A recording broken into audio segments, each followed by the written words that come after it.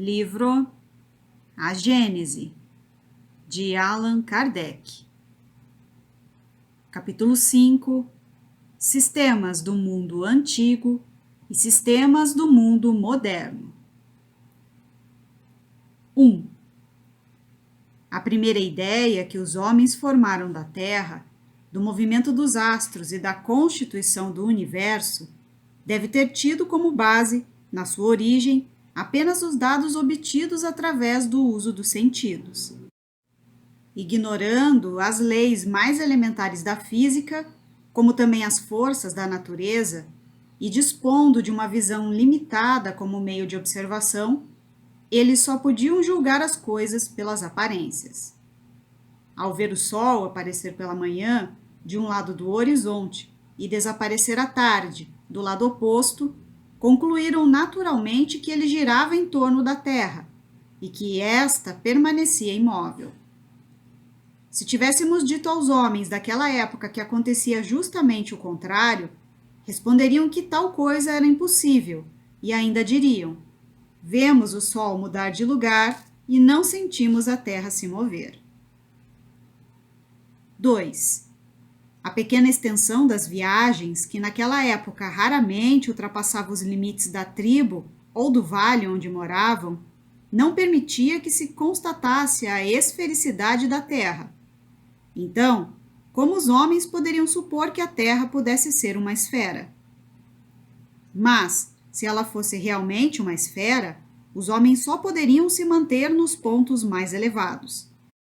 Supondo que ela fosse habitada em toda a sua superfície, como os habitantes do hemisfério oposto poderiam viver com a cabeça para baixo e os pés para cima?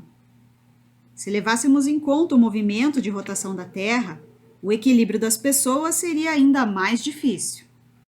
Nos dias de hoje, quando já se conhece a lei da gravitação, vemos pessoas relativamente esclarecidas que não conseguem aceitar esse fenômeno. Então, como podemos nos admirar que homens das primeiras épocas nem sequer tenham suspeitado da existência dessa lei? A Terra, para eles, era uma superfície plana e circular, similar a uma pedra de moinho, estendendo-se a perder de vista na direção horizontal. Daí provém a expressão, ainda hoje utilizada, ir até o fim do mundo. Seus limites, sua espessura, seu interior e tudo o que havia por baixo dela eram desconhecidos para eles. Observação. Lei da gravitação universal. Isaac Newton.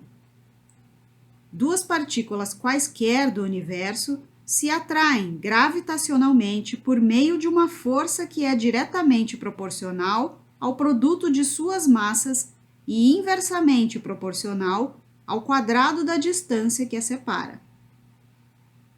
Nota de Allan Kardec. A mitologia hindu ensinava que, ao entardecer, o sol se despojava da sua luz e atravessava o céu durante a noite com a sua face obscura. A mitologia grega representava o carro de Apolo, deus da beleza, da luz, das artes e das profecias, puxado por 4 cavalos. Anaximandro de Mileto, filósofo grego pré-socrático, que considerou o infinito como o princípio do universo, sustentava, segundo o escritor grego Plutarco, que o Sol era uma carruagem cheia de um fogo muito vivo que escapava por uma abertura circular. O filósofo grego Epicuro, segundo dos seus seguidores, teria emitido a opinião de que o Sol se acendia de manhã e se apagava à noite nas águas do oceano. Outros diziam que ele considerava o Sol como se fosse uma pedra pómez, pedra de origem vulcânica, porosa e leve, que se aquecia até ficar incandescente. O filósofo grego pré-socrático Anaxágoras considerava o Sol como um ferro incandescente, do tamanho do Peloponeso, extensa península no sul da Grécia. Essa afirmação é curiosa, porque os antigos consideravam que o tamanho verdadeiro do Sol fosse o que eles enxergavam. Tanto era assim que perseguiram o filósofo Anaxágoras, que eles entendiam perigoso, apenas porque ousou atribuir um volume tão grande ao astro do dia, comparando-o ao tamanho de Peloponeso. Foi necessária toda a autoridade de Péricles, político ateniense, discípulo de Anaxágoras, que foi acusado de impiedade para com os deuses e teve que sair de Atenas, para não ser condenado à morte e para que essa pena fosse transformada numa sentença de exílio. Flammarion, Estudos e Leituras sobre a Astronomia, página 6. A Grécia, no quinto século a.C., vivia um dos seus períodos mais prósperos. Se as ideias daquela época eram essas, não devem causar surpresa as ideias que os homens das primeiras idades faziam acerca do sistema do mundo. 3. O céu, por se mostrar sobre uma forma côncava, na crença popular, era tido como uma verdadeira abóboda, cujas bordas inferiores se apoiavam sobre a terra, determinando seus limites. Assim, o céu era uma vasta cúpula e o seu espaço era preenchido completamente pelo ar. Por não terem nenhuma noção do que fosse o espaço infinito, os homens imaginavam que essa abóbada era constituída de matéria sólida. Por isso lhe foi dada a denominação de firmamento, e que, sobrevivendo à crença até hoje, é utilizada. Portanto, firmamento significa firme, resistente, do latim firmamentum, derivado de firmus, e do grego erma, ermatus, firme, sustentáculo, suporte, ponto de apoio. 4. As estrelas, de cuja natureza eles não podiam suspeitar, eram simples pontos luminosos de tamanhos diferentes, fixados na abóbada como lâmpadas suspensas, dispostas sobre uma única superfície. Assim, todas as estrelas tinham a mesma distância em relação à Terra, do mesmo modo que as estrelas que são vistas no interior de certas cúpulas, pintadas de azul, para representar a abóbada celeste. Mesmo que hoje as ideias sejam outras, o uso das expressões antigas se conservou. Ainda se diz, por comparação, a abóbada estrelada, sob a cúpula do céu. 5. A formação das nuvens pela evaporação das águas que estão na terra era igualmente desconhecida. Ninguém podia imaginar que a chuva, que caía do céu, tivesse a sua origem na terra, visto que ninguém via a água subir. Daí a crença na existência das águas superiores e das águas inferiores, de fontes celestes e de fontes terrestres, de reservatórios colocados nas altas regiões, suposição que concordava perfeitamente com a ideia de uma abóbada sólida capaz de sustentá-los.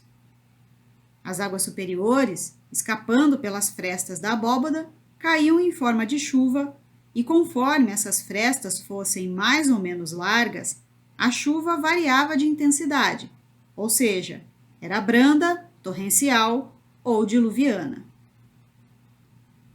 6. A ignorância completa a respeito do conjunto do universo e das leis que o regem, da natureza, da constituição e do destino dos astros, que pareciam tão pequenos em comparação com a Terra, fez necessariamente que a Terra fosse considerada como a coisa principal, o fim único da criação, e os astros como acessórios criados unicamente para o deleite de seus habitantes. Apesar de as descobertas da ciência terem mudado o aspecto do mundo, para os homens, esse preconceito se perpetuou até os nossos dias. Quantas pessoas ainda acreditam que as estrelas são ornamentos do céu, com o único objetivo de recrear a vista dos habitantes da Terra. 7. Entretanto, não tardou para que o homem percebesse o movimento aparente das estrelas, que se deslocavam em massa do Oriente para o Ocidente, despontando ao anoitecer e ocultando-se pela manhã, mas conservando as suas respectivas posições. Contudo, essa observação não teve, durante muito tempo, outra consequência que não fosse a de confirmar a ideia de uma abóbada sólida que arrastava consigo as estrelas no seu movimento de rotação. Essas ideias primitivas e ingênuas constituíam por muitos séculos o fundo das crenças religiosas e serviram de base para todas as cosmogonias antigas. Observação: cosmogonia. Conjunto de teorias com base científica, religiosa ou meramente mística que procura explicar e descrever a origem e a formação do universo. 8. Mais tarde, o homem compreendeu, pela direção do movimento das estrelas e pelo retorno periódico delas, na mesma ordem, que a abóbada celeste não podia ser apenas uma semi-esfera colocada sobre a Terra. A abóbada celeste passa a ser, então, uma esfera inteira, oca, em cujo centro se achava a Terra, sempre plana ou, quando muito, convexa e habitada somente na superfície superior. Já era um progresso. Mas, então, sobre o que a Terra se apoiava? Seria inútil mencionar todas as suposições ridículas criadas pela imaginação, desde a dos indianos, que diziam que a Terra era carregada por 4 elefantes brancos, que, por sua vez, eram carregados sobre as asas de um imenso abutre. Os mais sensatos confessavam que nada sabiam a esse respeito. 9. Entretanto, uma opinião geralmente aceita nas teologias pagãs colocava nos lugares baixos, ou seja, nas profundezas da terra ou debaixo dela, não se sabia bem ao certo, a morada dos condenados, chamada inferno, que significava lugares inferiores. E nos lugares altos, além da região das estrelas, a morada dos bem-aventurados. A palavra inferno se conservou até hoje, embora tenha perdido a sua significação original, desde que a geologia retirou das entranhas da Terra o lugar dos suplícios eternos, e que a astronomia demonstrou que o espaço infinito não existe, nem alto, nem baixo. 10. Sob o céu límpido da Caldeia, da Índia e do Egito, berço das mais antigas civilizações, foi possível observar o movimento dos astros com toda a precisão que era possível observar, sem o uso de instrumentos especiais. A princípio, notou-se que certas estrelas tinham um movimento próprio, independente do conjunto, o que não permitia supor que elas estivessem presas à abóbada celeste. Para distingui-las das estrelas fixas, elas foram chamadas de estrelas errantes ou planetas. Foram calculados os seus movimentos e o período de tempo que elas levavam para voltar ao ponto de partida.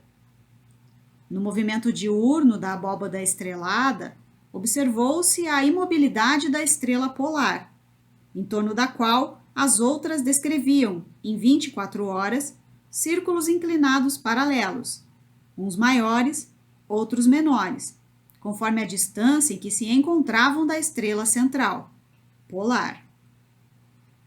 Esse foi o primeiro passo para o conhecimento da obliquidade, inclinação, do eixo da Terra. Viagens mais longas permitiram que se observasse a diferença na aparência do céu, conforme as latitudes e as estações do ano. A elevação da estrela polar acima do horizonte, acompanhando a variação da latitude, abriu os caminhos para que o homem descobrisse que a Terra era redonda. Foi assim que, pouco a pouco, ele fez uma ideia mais exata do sistema em que a Terra está inserida. Por volta do ano 600 a.C., Tales de Mileto, Ásia Menor, descobriu a esfericidade da Terra, a obliquidade da eclíptica, inclinação da órbita da Terra, e a causa dos eclipses. Um século mais tarde, Pitágoras, da ilha grega Samos, descobre que a Terra levava um dia para girar em torno do próprio eixo, e também o seu movimento anual em torno do Sol, e incorpora os planetas e os cometas ao sistema solar. Hiparco, de Alexandria, Egito, 160 a.C., inventa o astrolábio. Com esse instrumento, ele calcula e prediz os eclipses, observa as manchas do Sol, determina o ano trópico, o tempo de uma translação completa da Terra em torno do Sol, 365 dias, e determina também a duração das revoluções da Lua em torno da Terra. Mesmo sendo preciosas para a ciência, essas descobertas levaram cerca de 2.000 anos para se popularizarem. As ideias novas dispunham apenas de raros manuscritos para se propagarem. Assim, elas permaneceram sob o domínio de alguns filósofos, que as ensinavam somente a alguns discípulos privilegiados. O restante da população, que ninguém se interessava em esclarecer, não colhia qualquer proveito dessas descobertas e continuava a nutrir-se das velhas crenças. Observação: astrolábio, instrumento de forma esférica utilizado para medir a altura dos astros, Sol e estrelas, acima do horizonte. Também media a latitude e a longitude em relação ao lugar de onde se encontrava o observador. 11. Por volta do ano 140 da era cristã, Ptolomeu, um dos homens mais ilustres da escola de Alexandria, combinando suas próprias ideias com as crenças vulgares e com algumas das mais recentes descobertas astronômicas, compôs um sistema que pode ser chamado de misto. Esse sistema traz o seu nome e, durante quase 15 séculos, foi o único a ser adotado pelo mundo civilizado. Segundo o sistema de Ptolomeu, a Terra é uma esfera situada no centro do universo e composta de 4 elementos: terra, água, fogo e ar. Essa primeira região, composta pelos 4 elementos, era denominada elementar. A segunda região era denominada etérea e compreendia 11 céus, ou esferas concêntricas, que giravam ao redor da Terra. Eram elas: o céu da Lua, o céu de Mercúrio, o céu de Vênus, o céu do Sol, o céu de Marte, o céu de Júpiter, o céu de Saturno, o céu das estrelas fixas, o céu do primeiro cristalino, esfera sólida e transparente, o céu do segundo cristalino e, finalmente, o céu do primeiro móvel, que dava movimento a todos os céus inferiores e os obrigava a fazer uma revolução em 24 horas. Para além dos 11 céus estava o Empírio, que era a mansão dos bem-aventurados. Empírio era uma denominação tirada do grego pir, ou pur, que significa fogo, porque se acreditava que essa região resplandecia de luz como o fogo. A crença em vários céus superpostos prevaleceu por muito tempo, embora o número de céus variasse. O 7º céu geralmente era tido como o mais elevado, e daí a expressão: será arrebatado ao 7º céu. São Paulo disse que foi elevado ao 3º céu. Segundo Ptolomeu, independente do movimento comum, os astros tinham movimentos próprios. Esses movimentos próprios seriam maiores ou menores, segundo a distância que eles se achavam da Terra. As estrelas fixas faziam uma revolução em 25.816 anos. Este último cálculo demonstra o conhecimento da precessão dos equinócios, que se realiza em 25.868 anos. Observações: equinócios: instante em que o Sol, em seu movimento anual, passa pelo Equador, fazendo com que o dia e a noite tenham a mesma duração.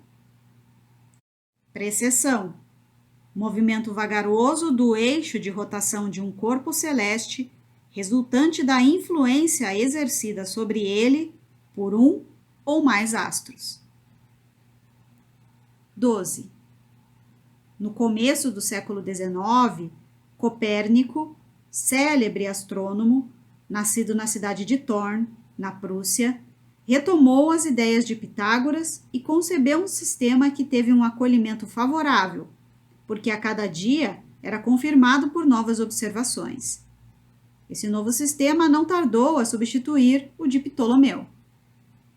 Segundo o sistema de Copérnico, o Sol está no centro e os planetas descrevem órbitas circulares ao redor do Sol, sendo a Lua um satélite da Terra.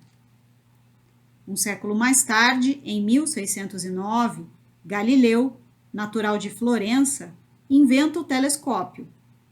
Em 1610, descobre os 4 satélites de Júpiter e calcula suas revoluções. Reconhece que os planetas são esferas semelhantes à Terra e que não têm luz própria como as estrelas, mas que são iluminados pelo Sol. Galileu observa as fases desses planetas e determina o tempo que duram as rotações deles em torno de seus próprios eixos. Assim, com provas materiais, ele confirma de forma definitiva o sistema de Copérnico. Portanto, desmoronou o sistema dos céus superpostos. Os planetas foram reconhecidos como mundos semelhantes à Terra e, sem dúvida, também habitados. Reconheceu-se que as estrelas são incontáveis sóis e que esses sóis são prováveis centros de outros tantos sistemas planetários. O próprio Sol foi reconhecido como uma estrela, centro de um turbilhão de planetas que estão sujeitos a ele. As estrelas deixaram de estar confinadas numa zona de esfera celeste, para estarem espalhadas, de forma irregular, pelo espaço sem limites. As que parecem tocar-se estão a distâncias incomensuráveis umas das outras. As menores, em aparência, são as que estão mais afastadas de nós, e as maiores, as que estão mais próximas, porém, ainda assim, encontram-se a centenas de bilhões de léguas. Os agrupamentos de estrelas, aos quais foi dado o nome de constelações, não passam de agrupamentos aparentes, causados pela distância.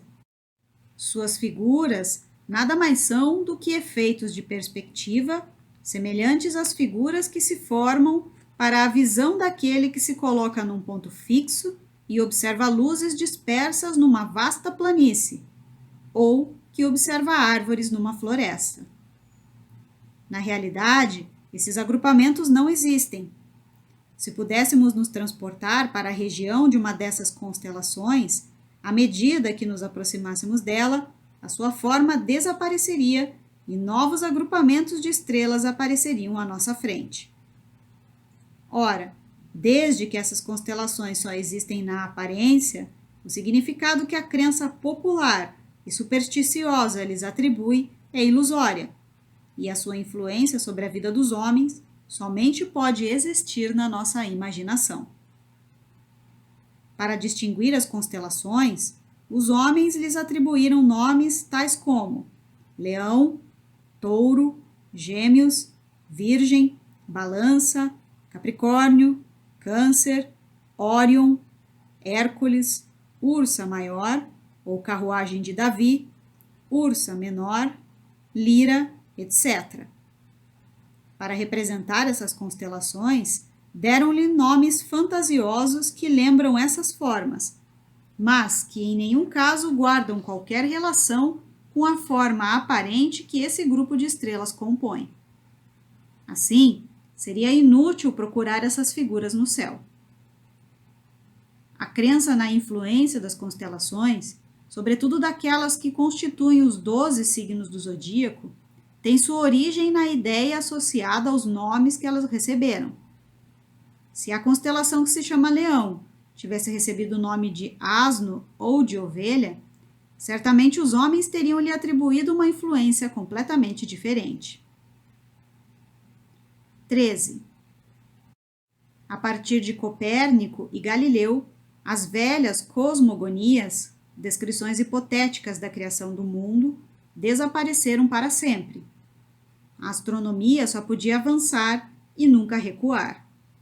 A história relata as lutas que esses homens, com a inteligência acima da média, tiveram que sustentar contra os preconceitos e, sobretudo, contra o espírito de partidarismo, interessado em manter erros sobre os quais haviam fundado crenças, supostamente firmadas em bases inabaláveis. Bastou a invenção de um instrumento de ótica, o telescópio, para derrubar uma construção de muitos milhares de anos. Nada poderia prevalecer contra uma verdade que estava amplamente reconhecida. Graças à imprensa, jornais e revistas, o público, que já possuía os primeiros conhecimentos acerca das novas ideias, começou a não mais se deixar levar pelas ilusões e tomou parte na luta. Já não era mais contra alguns indivíduos que era necessário lutar, mas contra a opinião geral que defendia a verdade. Como o universo é grande, se comparado com as limitadas proporções que os nossos ancestrais lhe davam. Como é sublime a obra de Deus, quando ela se realiza segundo as leis eternas da natureza. Mas quanto tempo, quantos esforços de homens com inteligência superior, quanta dedicação foi necessária para abrir os olhos das criaturas e arrancar-lhes, por fim, a venda da ignorância. 14. Finalmente, o caminho estava aberto para que ilustres e numerosos cientistas se apresentassem com o intuito de completar a obra apenas iniciada. Na Alemanha, Kepler descobre as célebres leis que levam o seu nome e por meio das quais se reconhece que as órbitas que os planetas descrevem não são circulares, e sim elípticas, das quais o Sol ocupa um dos focos. Newton, na Inglaterra, descobre a lei da gravitação universal. Laplace, na França, cria a mecânica celeste. Finalmente, a astronomia deixa de ser um sistema fundado em hipóteses ou probabilidades e passa a ser uma ciência estabelecida sobre as mais rigorosas bases do cálculo e da geometria. Fica assim lançada uma das pedras fundamentais da Gênese, decorridos cerca de 3.300 anos depois de Moisés.